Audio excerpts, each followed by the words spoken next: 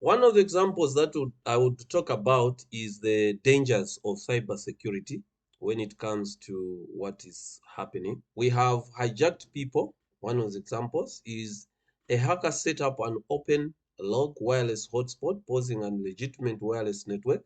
A customer logged onto her bank's website. The hacker hijacked her session. The hacker gained access to her bank accounts.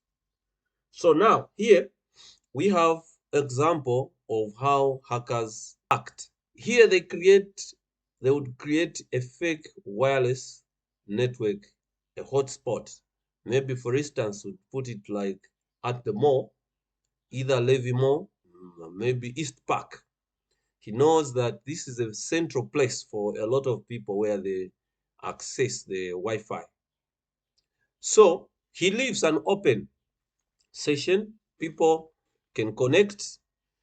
Now, when people see that, you can even deceive to say East Park free Wi-Fi. Then everyone will be attracted to see that this is a free Wi-Fi and be able to access the free Wi-Fi. As they log in, they'll start using their bank's details, accessing the bank details and so forth.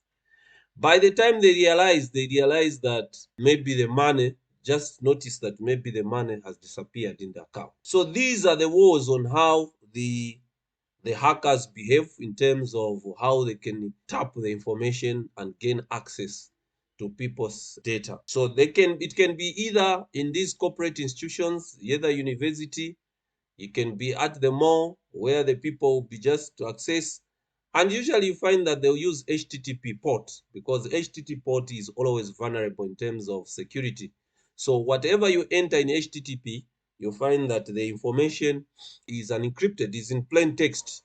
So even when we use the Wireshark, you'll be able to see how the password is entered, the username, and these other credentials. So it's able to show the frames. So these are the things that usually happens. So you as an ICT professionals, you need to be aware that anything that is free in terms of Wi-Fi technologies, you need to be very, very, very careful.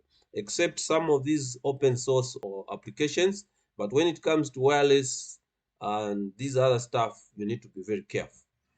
We also have one situation which is the ransom. An employee where he comes, he received an email from the CEO. So when he clicks the link, then the application is installed on the computer. Then from there, all the data is encrypted. So this happens usually when the attacker acts as if he's the CEO. One way of trying to get to encrypt the information of the company. Now, when the information is encrypted, they will begin to demand a ransom. They will demand money. Say, for your data to be decrypted, you need to pay this much. So they act for financial gain. That is one of the objectives of the hackers. So this is what usually happens.